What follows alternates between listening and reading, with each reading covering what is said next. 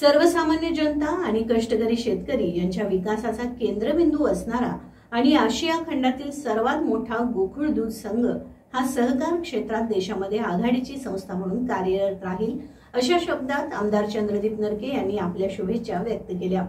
गोकुळ शेळगाव येथील मुख्यालयात झालेल्या गोकुळ पेट्रोल पंप उद्घाटन, विविध स्पर्धा, बक्षीस समारंभ आणि सायलेज बेलर हार्वेस्टर मशिनरी प्रारंभ अशा संयुक्त कार्यक्रमात ते बोलत होते।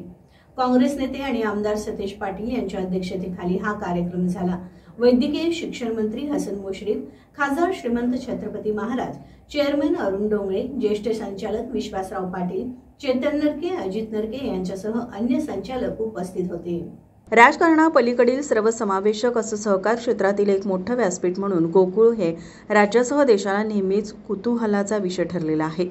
राज्यातील महाआघाडी आणि महायुतीतील नेते हे राजकारणात आपापल्या ठिकाणी आग्रहानं कार्यरत असले तरी गोकुळसाठी मात्र ते सहकार क्षेत्रातील आदर्श जपत आहेत।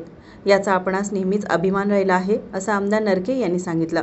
आगामी काळात गोकुळच्या विविध मोठ्या प्रकल्पांना राज्य सरकार सकारात्मकतेने मदत करत राहील अशी ग्वाही त्यांनी दिली।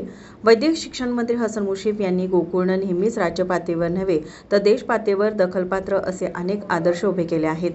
काँग्रेस नेते सतेज पाटील यांनी गोकुळच्या आणि कोल्हापूर जिल्ह्याच्या आर्थिक विकासाला जिल्हा मध्यवर्ती बँक नेहमीच पूरकतेने मदत करत असल्याचं सांगितलं। खासदार श्रीमंत शाहू महाराज छत्रपती यांनी मनोगत व्यक्त केलं। चेअरमन अरुण डोंगळे यांनी गोकुळच्या प्रगतीत यापुढे देखील हसन मुश्रीफ आणि सतेज पाटील यांनी मार्गदर्शन करावं अशी अपेक्षा व्यक्त केली। कोल्हापूर खंडपीठ लवकर व्हावं या मागणीचा ठराव राधानगरीचे संचालक किसन चौगले यांनी मांडला। टाळ्याच्या गजरात तो मंजूर करण्यात आला। यानंतर गोकुळ श्री गुणवंत कामगार यांच्यासह 134 विविध दूध संस्थेच्या सभासद कर्मचारी यांचा पुरस्कार देऊन गौरव करण्यात आला।